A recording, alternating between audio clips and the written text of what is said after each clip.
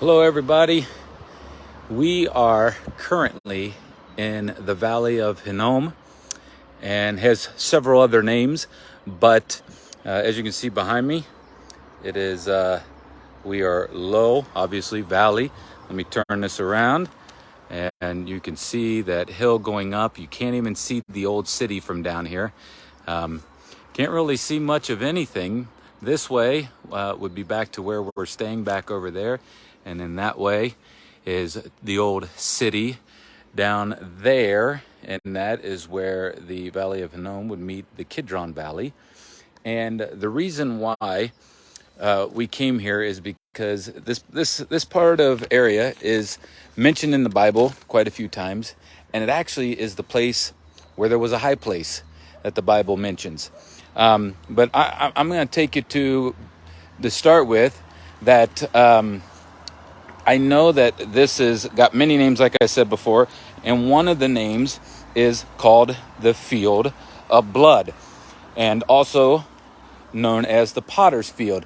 And this is where the area they believe that Judas killed himself. And so in Matthew 27, 3 through 10, this is where Judas betrayed Jesus, and he realizes that he's condemned.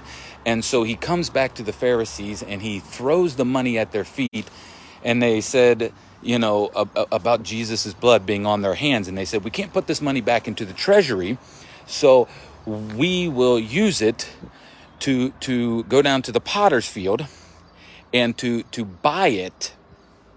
And from that day it was known as the Field of Blood. Now, potter's field, they would come down here. Have many uses over the years, but this is where they would get clay from to make pottery.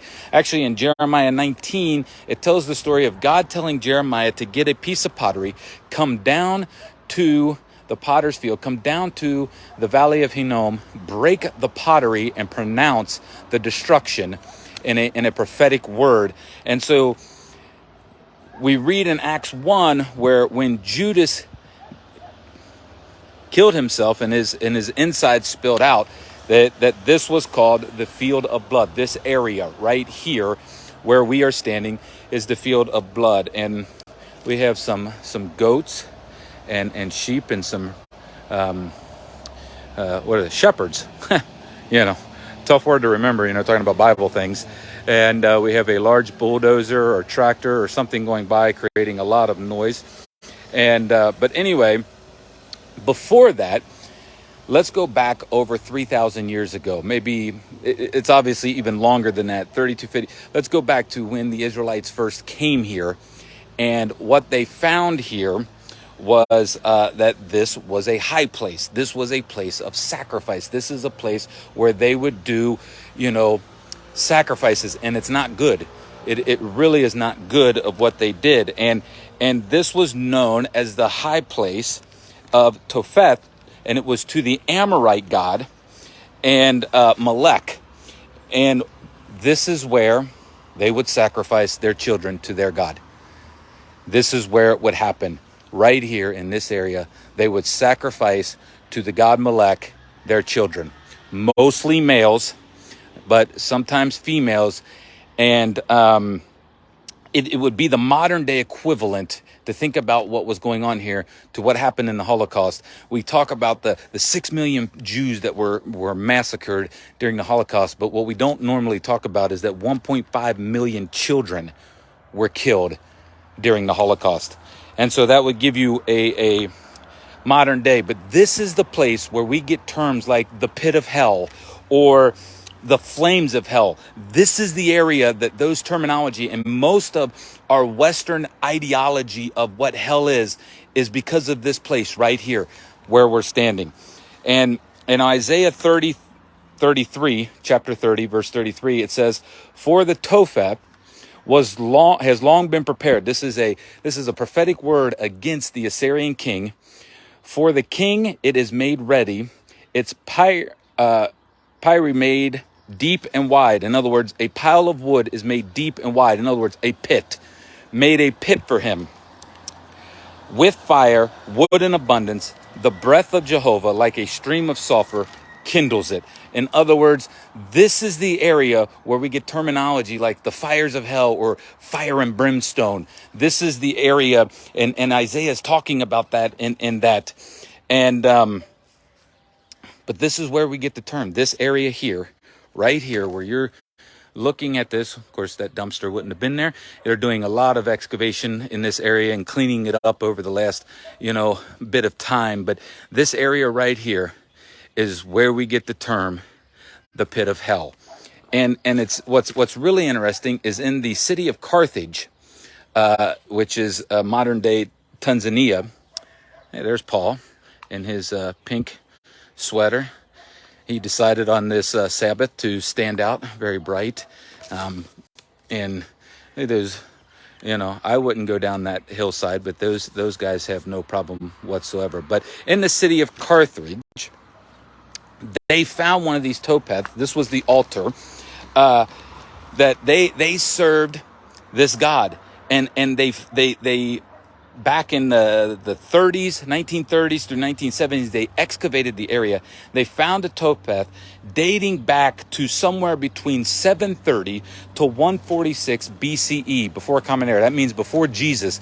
That is what it dated back to. And they found 30,000 burned victims, mostly, again, children, males, and some females. And so, when David came into this area, Solomon then turned and he cleaned this area up. He actually planted a grove here. He turned it into more of a festive area where people could enjoy the festive, and kind of got rid of this high place during Solomon's time of this sacrificing to the god Molech of children. And he got rid of all that, turned this into a festive place. But then in 2 Chronicles 28, by this point, they've revived it. They've turned it back into a high place. They've turned it back into a place where they're sacrificing. And it says Ahaz, the king Ahaz, sacrificed here. And then in 2 Chronicles 33, Manasseh sacrificed here. And so what's interesting about this place is, biblically, we know that Jeremiah came down here with a prophetic word, that kings were here. Solomon was here cleaning this up. And then we know that Josiah, when he began to reform everything, came here and he defiled this place, and he turned it into, a defilement and destroyed it. And during his reforms. And on a side note, I don't know that we can see it here, but on the way down here, we walk past a place, and you can look it up, called Bible Hill. And it's turn this around. Right there, what you see off in the distance is Mount Zion Hotel. But to the left of that, which we cannot see, is Bible Hill. And what's really interesting on Bible Hill is that when they were looking there, it is the largest plot of land that has been unexcavated in Jerusalem. In other words, Bible Hill looks the same today as it did during David's day. But what they found not too terribly long ago is, and by terribly long ago, when I'm talking 3,000 years ago and 4,000 years ago, they found 2 silver scrolls there. And the reason why I bring that up is because those 2 silver scrolls dated back to the reign of King Josiah. And on both of those silver scrolls, what you find is the priestly blessing, and it is some of the oldest pieces of manuscript. It's not a full thing. It's just the priestly blessing, but it is some of the oldest that has ever been found. And so, as we're standing here in this place that was a place of death, think about what David wrote. He said, even though I walk through the valley of the shadow of death, I will fear no evil. And this is obviously a place that David could have been thinking about when he wrote that even though I walk through this place of death and destruction and the evil and the vileness that's here, I know God's with me. His rod and his staff, they comfort me. And so Matthew writes, quoting Jesus, he says in Matthew 10:28, do not fear he who can kill the body and not the soul. Fear him who can destroy body and soul in hell. And so when Jesus quoted that, they had a picture of what that looked like. They had a picture of this place right here with the altar, the Tophet of Molech, and the fire being burned underneath of that, and the sacrifices of children. That was the visual picture that they had in their mind. And then, when he says hell there, he has Gehenna and Gehenna, and that is another word for this place, which actually means hell. Like we are literally standing in hell. We are literally standing in hell. And so Mark 9:47 and 48 says, if the foot causes you to sin, cut it off. For it would be better for you to enter into heaven lame than to burn in hell with both feet. And if the eye causes you to sin, tear it out. For it would be better for you to go to heaven with one eye than to burn in hell with two eyes. And then he says, where worm does not die and fire is not quenched. And here, this area used to not only be a high place, but it turned into a trash heap. Sewage would come here from the city, and trash would come here, and they would burn it in bodies, and they would burn them. And so there was a constant fire that could never be quenched as it was being here, and worms and maggots and all those type of things lived here. So when Jesus is saying where worm does not die and fire is not quenched, once again, they have a visual picture of this place, knowing what he's talking about. And so Jeremiah in 7:31, I'm going to end this broadcast with this right here. He says, they built the high places of Topheth, which is in the valley of the son of Hinnom. That's where we're at. To burn their sons and daughters in the fire. And then he says this, which I did not command, nor did it come to mind. In other words, when you have to wonder that when you do things that God did not command, or you do things that never come to mind, it's almost as bad as the sins that went on here as they began to do things that they knew better.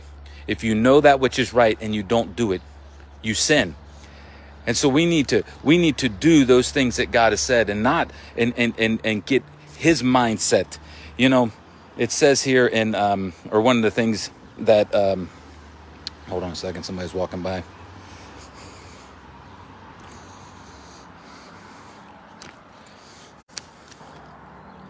Got a lot of people out here today on this Saturday. So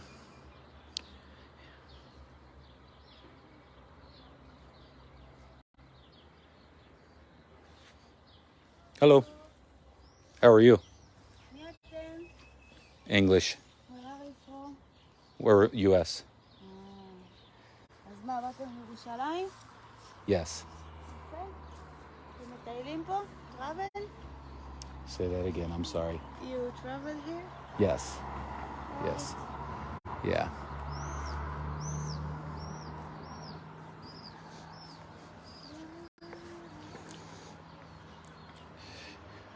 And so there's a statement said to finish this off that some people like to live within inside of the sound of the steeple, while others choose to make their house on the gates of hell. Literally at the top behind me is where we're staying, where Sukkot is, the house of prayer. And they've literally made their place at the gates of hell where we stand right now. I can literally see this place from the window, and we've looked down here several times. If you look way up there, you see, I don't know if you can see it. Look way up there at that kind of like a picture type of thing, like an outrain that those. We've been up there several times looking down here and didn't even realize what we were looking at. So anyway, I just thought that this was pretty interesting, that this was a high place literally steps away from where we are staying, and to just come here and tell you kind of what the Bible says about it. So that's what I got for today. Hope you guys enjoy it. Like, share the broadcast, and until next time, we love you. We'll see you then.